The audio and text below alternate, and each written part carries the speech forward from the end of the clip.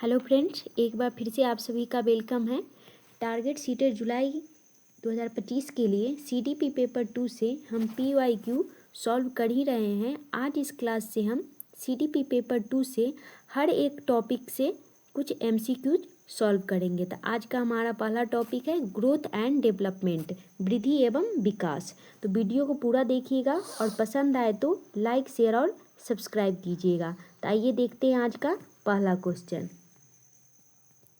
तो पहला क्वेश्चन है हमारे स्क्रीन पर, विकास के संदर्भ में निम्नलिखित में से कौन सा कथन सही है। ऑप्शन है विकास विशिष्ट से सामान्य की ओर बढ़ता है। दूसरा ऑप्शन है विकास के विभिन्न पहलू एक दूसरे से स्वतंत्र होते हैं। तीसरा ऑप्शन है विकास एक असतत प्रक्रिया है। चौथा ऑप्शन है विकास चक्रीय तरीके से होता है, रैखिक नहीं। क्वेश्चन एक बार फिर से पढ़ते हैं। विकास के संदर्भ में निम्नलिखित में से कौन सा कथन सही है। यहाँ पे सही ढूंढना है, पॉजिटिव ढूंढना है। तो पहला ऑप्शन है विकास विशिष्ट से सामान्य की ओर बढ़ता है, ये निगेटिव है। विकास सामान्य से विशिष्ट की ओर बढ़ता है। दूसरा ऑप्शन है विकास के विभिन्न पहलू एक दूसरे से स्वतंत्र होते हैं, ये भी निगेटिव है। वे एक दूसरे से स्वतंत्र नहीं, एक दूसरे के साथ जुड़े होते हैं।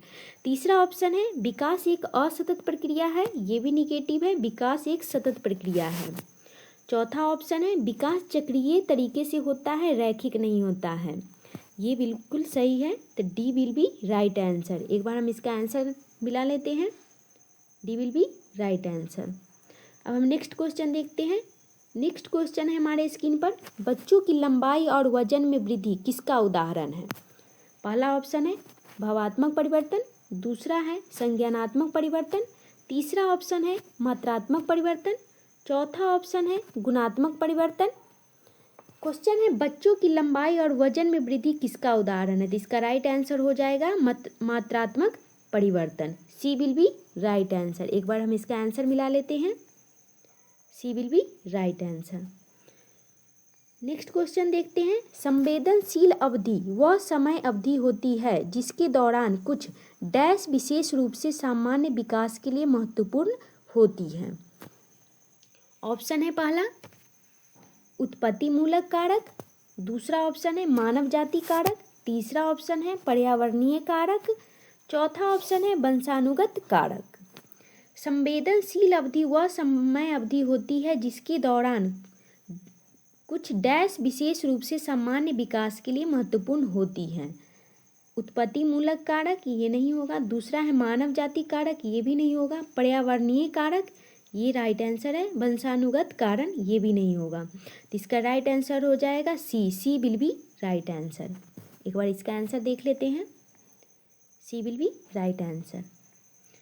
नेक्स्ट क्वेश्चन देखते हैं। नेक्स्ट क्वेश्चन है हमारे स्क्रीन पर, भावनाओं, व्यक्तित्व और सामाजिक संबंधों में परिवर्तन और स्थिरता किस विकास में शामिल है। भावना, व्यक्तित्व और सामाजिक संबंधों में परिवर्तन और स्थिरता किस विकास में शामिल है। तो पहला ऑप्शन है व्यक्तित्व विकास। दूसरा ऑप्शन है भावनात्मक विकास। तीसरा ऑप्शन है मनोसामाजिक विकास। चौथा ऑप्शन है संज्ञानात्मक विकास। तो भावना, व्यक्तित्व और सामाजिक, ये तीनों के संबंधों में परिवर्तन और स्थिरता किस विकास में होता है। तो इसका राइट आंसर हो जाएगा मनोसामाजिक विकास, C will be right answer.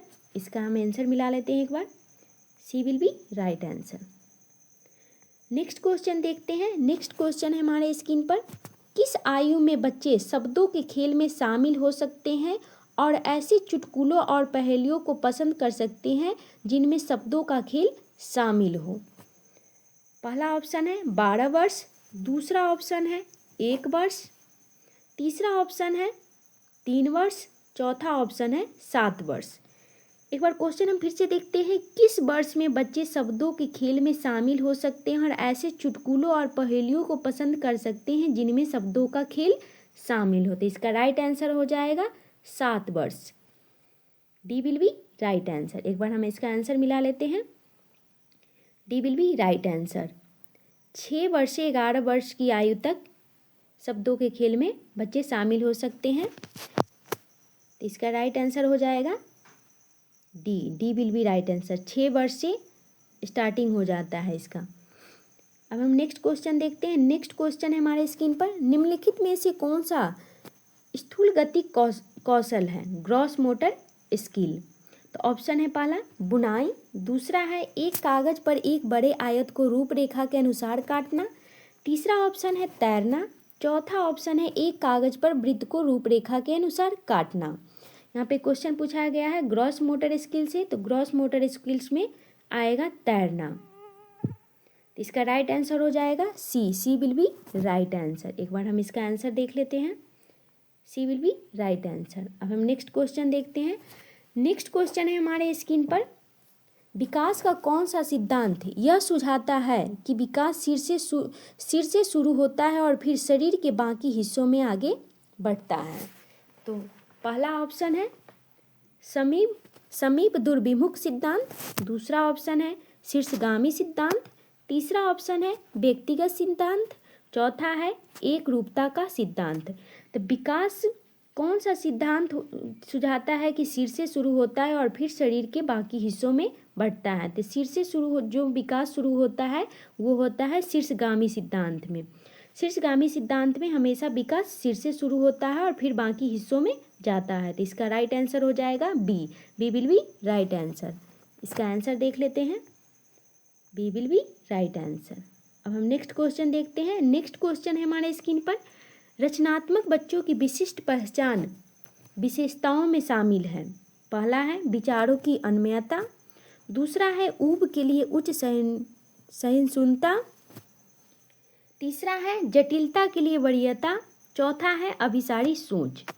रचनात्मक बच्चों की विशिष्ट पहचान विशेषताओं में शामिल है। रचनात्मक बच्चों की विशिष्ट पहचान किस में शामिल है ये पूछा गया है। तो इसका राइट आंसर हो जाएगा सी विल बी राइट आंसर।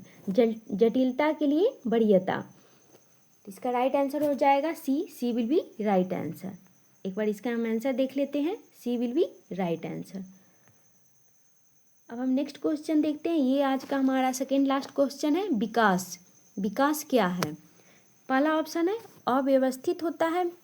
विकास क्या होता है, अव्यवस्थित होता है। दूसरा है पूरी तरह से अप्रत्याशित होता है, तीसरा है एक आयामी है, चौथा है विकास गतिशील है।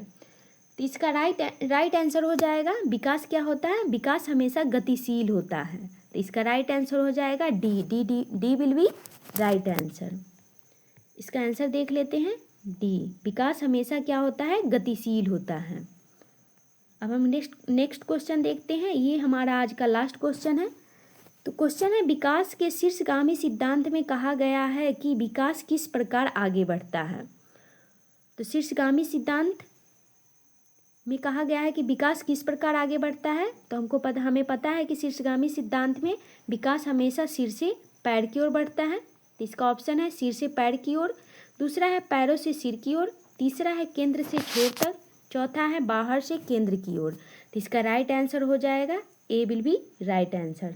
शीर्षगामी सिद्धांत में हमेशा सिर से पैर की ओर विकास होता है।